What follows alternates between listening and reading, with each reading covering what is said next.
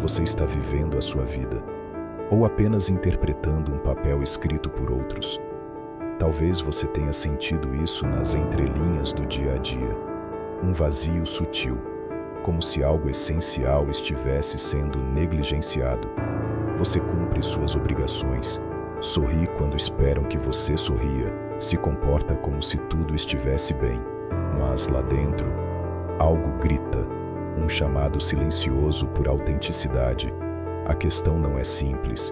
Vivemos em uma sociedade que desde cedo nos ensina a sermos bons filhos, bons alunos, bons profissionais. E pouco a pouco, sem perceber, vamos substituindo nossos desejos pelos desejos alheios. O que era espontâneo se torna calculado. O que era essência vira performance. Mas hoje, você está aqui. E talvez esse seja o primeiro passo de um retorno. Não a um lugar geográfico, mas a si mesmo. Neste vídeo, vamos mergulhar nesse dilema profundo, o de viver para si ou para os outros. Vamos explorar por que isso acontece, como isso nos afasta de nós mesmos e o que é possível fazer para reencontrar o caminho de volta à autenticidade. Esta não é uma jornada rápida, mas ela pode ser libertadora. Então, respire fundo e se permita caminhar comigo.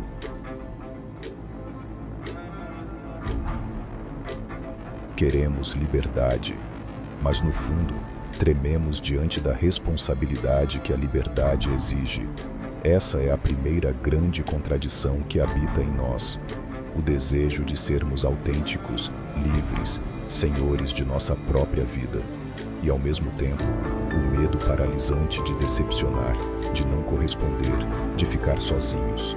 Dentro de cada um de nós há duas vozes. Uma quer agradar, ela sorri, concorda, se adapta. Ela aprendeu que é mais seguro ser aceito do que ser verdadeiro. A outra quer romper. Ela anseia por dizer não, por se posicionar, por viver com verdade. Mas essa segunda voz, muitas vezes, é abafada. Esse conflito não é apenas emocional, é arquetípico. É a dança entre a persona, a máscara social que usamos, e o nosso self, aquilo que somos em essência. Quando essas duas forças entram em choque, sentimos confusão, cansaço, uma constante sensação de estar divididos.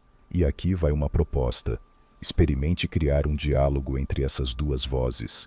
Pegue papel e caneta, dê nomes a elas, escreva como se fossem dois personagens. O que uma quer, do que a outra tem medo, o que ambas estão tentando proteger. Você pode se surpreender ao perceber que até a sua versão que agrada está apenas tentando te manter seguro. Esse diálogo é o primeiro passo para integrar, e onde há integração, há verdade. Desde muito cedo, aprendemos que há caminhos certos a seguir. Há um roteiro invisível sendo entregue ainda na infância. Ser bem comportado, tirar boas notas, escolher uma profissão respeitável, construir uma família, acumular conquistas. Esse roteiro vem carregado de expectativas, da família, da escola, da cultura. E quase nunca nos perguntam: o que você quer de verdade? Essas expectativas, quando não questionadas, se tornam algemas. Algema não no sentido literal, mas no mais sutil. A limitação da alma. Você pode passar anos tentando corresponder a esse script, sem nunca perceber que ele sequer foi escrito por você. E com isso vêm as consequências. Uma ansiedade silenciosa, uma frustração crônica, uma sensação de estar deslocado até nas próprias conquistas. É como chegar ao topo de uma montanha e perceber que escalou o lado errado. O mais cruel é que essa prisão é invisível. Não há grades, há sorrisos, elogios, curtidas. Mas dentro, a sensação de estar encenando um papel que já não faz sentido.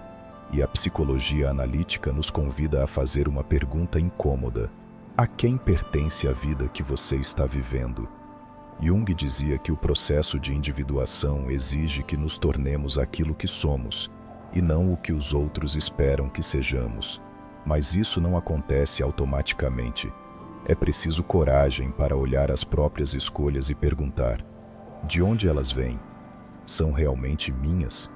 Reconhecer essa prisão é o primeiro gesto de liberdade, porque enquanto você estiver tentando ser o que esperam de você, nunca será inteiro, e uma vida dividida nunca será plena.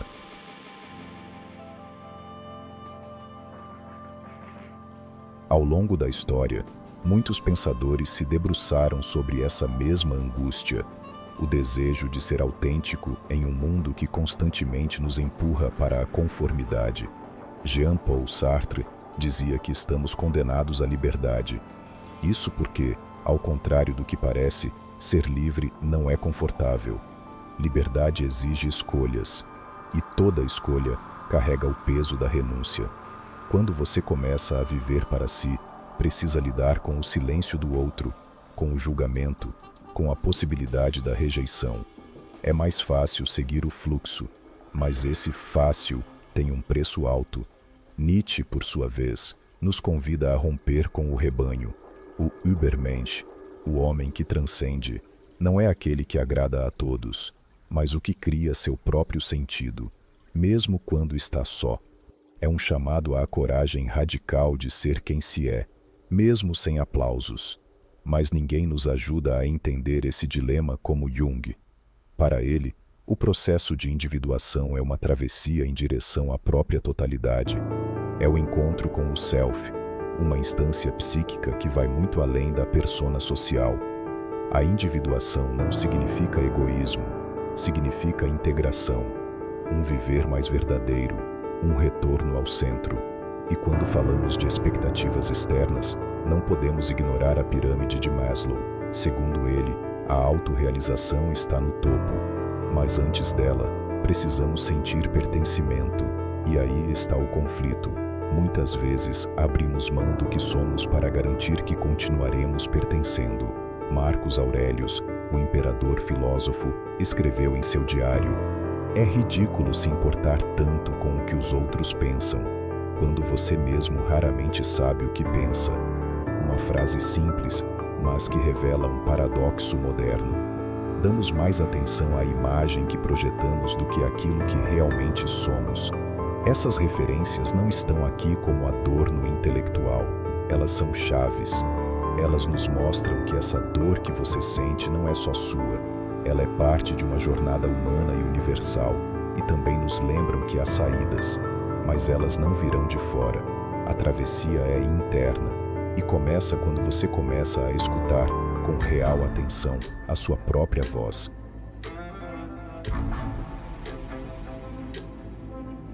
Existe algo muito antigo dentro de nós, o medo de ser excluído. É uma herança biológica. Durante milênios, nossa sobrevivência dependia do grupo. Ser aceito era viver. Ser rejeitado era correr risco real. Essa programação ainda vive em nosso inconsciente. E é por isso que tantas vezes nos moldamos para agradar, mesmo sem perceber. Queremos ser vistos, queridos, reconhecidos. É natural. Mas quando esse desejo se torna uma necessidade constante, ele nos aprisiona. Vivemos hoje uma cultura que amplifica essa necessidade. As redes sociais são vitrines de aprovação. Likes, comentários, seguidores. Nossa autoestima passa a ser medida em números. A cada postagem, uma pergunta silenciosa: será que estou sendo aceito? Esse cenário cria um ciclo vicioso. Quanto mais buscamos aceitação, mais nos afastamos de quem realmente somos. E quanto mais nos afastamos, mais vazios nos sentimos. Surge a comparação constante.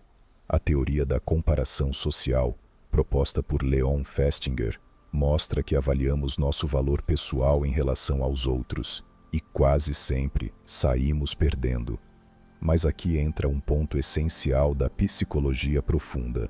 A busca por aceitação externa geralmente revela uma ferida interna, um sentimento de inadequação, muitas vezes herdado da infância, quando aprendemos que só seríamos amados se nos comportássemos de determinada maneira. Essa dor não desaparece com curtidas, ela só se dissolve com presença e acolhimento interior. Jung dizia que tudo aquilo que não enfrentamos em nosso interior se manifesta fora como destino, e talvez essa necessidade de aceitação esteja apontando para algo mais profundo, um chamado para reconhecer a si mesmo, para aceitar a própria sombra, para se permitir ser inteiro, com luzes e com falhas. Viver para si começa quando você para de se perguntar o que os outros esperam de você e começa a se perguntar o que você realmente precisa. Existem dores que são visíveis, mas existem aquelas que se escondem na rotina, disfarçadas de normalidade, e talvez a mais silenciosa delas seja a dor de não estar vivendo a própria vida. Cada vez que você diz sim, quando queria dizer não, cada vez que você silencia para não desagradar, cada vez que você se molda para caber, é como se abrisse mão de um pedaço seu. No início, são concessões pequenas. Um curso que você escolhe porque agrada seus pais, um relacionamento que mantém por medo da solidão, um trabalho que tolera porque dizem que é seguro, mas ao longo do tempo, essas concessões se acumulam e formam uma existência que parece sua, mas não é.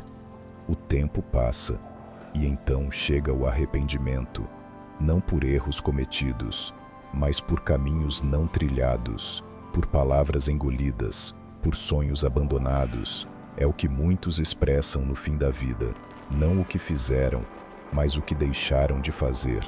Há uma pergunta que precisa ser feita, com honestidade: você está vivendo ou apenas representando? A psicologia junguiana fala de um conceito chamado falso self, uma construção criada para atender às expectativas externas. E quanto mais essa persona se distancia do verdadeiro eu, mais surgem sintomas: ansiedade, apatia, falta de sentido. O corpo fala, a alma cobra. Viver para os outros não é apenas uma questão moral ou emocional, é uma questão de saúde psíquica, porque negar sua verdade, dia após dia, é uma forma lenta de desaparecer. A vida é finita, e cada minuto vivido em função do olhar do outro é um minuto que não volta.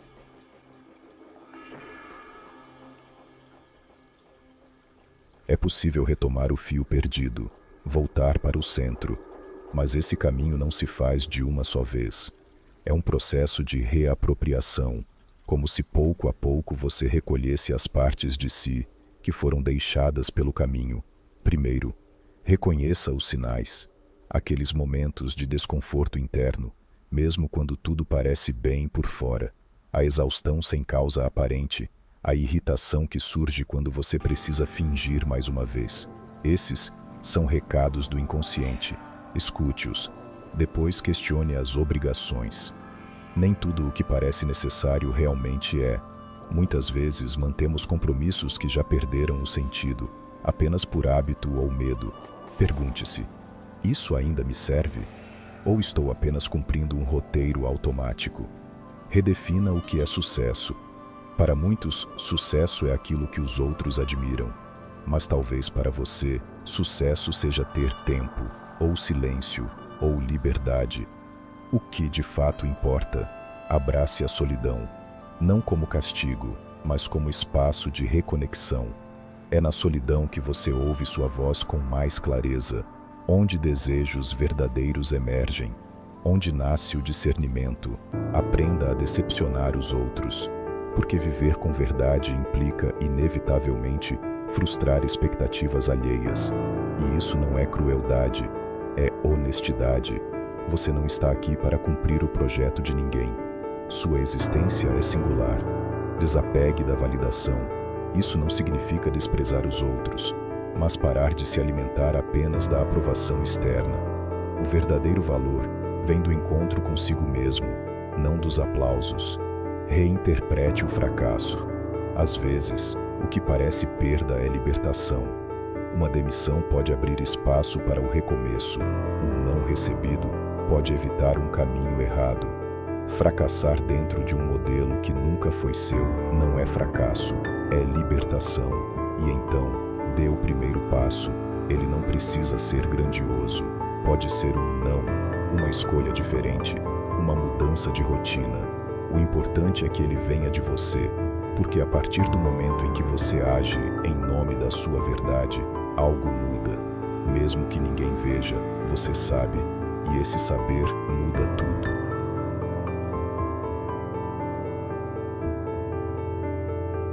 Nem toda transformação precisa ser grandiosa. Às vezes, o que realmente muda a vida acontece no invisível, no cotidiano. São pequenos gestos de afirmação pessoal, escolhas simples que nascem do centro e não da expectativa. Existe uma ideia romantizada de ruptura, largar tudo, mudar de cidade, começar do zero. Mas a maioria das revoluções internas começa de forma silenciosa. É naquela conversa em que você se posiciona pela primeira vez, no pedido de desculpas que você faz a si mesmo, na decisão de parar de se justificar, essa zona cinzenta, onde ainda não rompemos com o antigo, mas já não cabemos mais nele.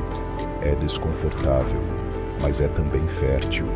É ali que se constrói a coragem silenciosa, aquela que não precisa ser proclamada, mas que se manifesta em coerência, em escolhas alinhadas, em presença.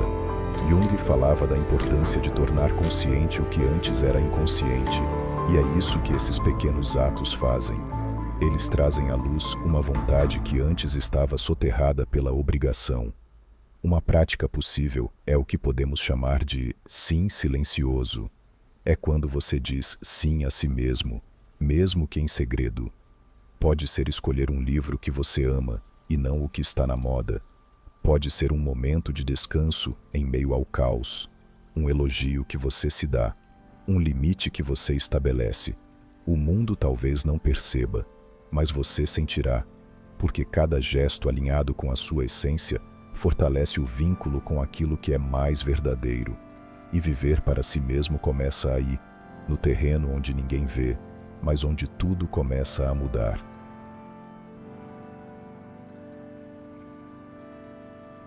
Existe uma verdade que, quando compreendida, pode libertar ou assustar, e talvez por isso muitos a evitem.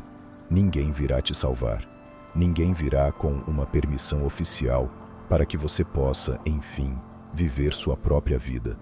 Essa responsabilidade é sua, e ao mesmo tempo, esse é o seu poder. Durante muito tempo, esperamos sinais, esperamos o momento certo, a validação de alguém, a garantia de que não seremos julgados ou rejeitados. Mas a vida raramente oferece essas certezas. E enquanto esperamos, a vida acontece e passa. O grande ponto de virada acontece quando paramos de terceirizar a autoridade sobre quem devemos ser. Quando entendemos que ninguém, além de nós, pode realmente saber o que é bom, justo e verdadeiro para a nossa jornada. Jung dizia que o maior problema do mundo moderno é que as pessoas estão perdendo a alma, e perder a alma é exatamente isso: viver para fora, guiado por expectativas, projeções e obrigações. A alma para ele não é uma ideia abstrata, é o centro do nosso ser, é aquilo que sabe, mesmo quando o ego duvida. Viver para si não é se isolar, não é romper com tudo, é antes um retorno, um resgate, um reposicionamento interior. Significa reconhecer que sua vida não é um palco, nem um script alheio. Ela é um campo fértil, onde você pode criar, errar, refazer, mudar de ideia, onde você pode ser inteiro. E tudo isso começa quando você escolhe parar de esperar, parar de pedir licença, parar de se diminuir. A liberdade real não depende das circunstâncias. Ela nasce quando você se apropria da sua existência, quando começa, mesmo com medo, a caminhar na direção da sua verdade.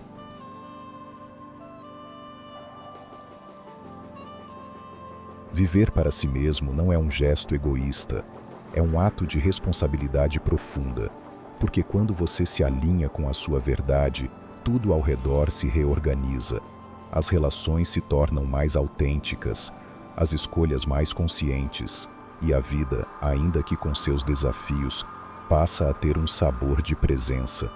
Neste caminho, é inevitável deixar perguntas pelo chão, aquelas que carregamos por anos, O que eles vão pensar? Será que vão me aceitar? Será que estou decepcionando alguém? São perguntas que surgem do medo e que muitas vezes nos paralisam. Mas há uma outra pergunta que abre uma porta diferente. O que eu quero? Essa pergunta não é sobre desejo superficial, é sobre escuta, sobre intimidade consigo, sobre permitir-se existir sem pedir desculpas por isso. Você não precisa de permissão, você não precisa de unanimidade, você precisa apenas de um ponto de partida, e talvez, neste exato momento, ele esteja surgindo. A vida não é um roteiro fixo, é um processo vivo, em constante transformação. E a cada escolha feita com verdade, você escreve uma nova linha. Uma linha que não precisa agradar ninguém, apenas fazer sentido para você. Sua vida pertence a você. Esse é o seu momento de mudança. E o passo seguinte só depende de você.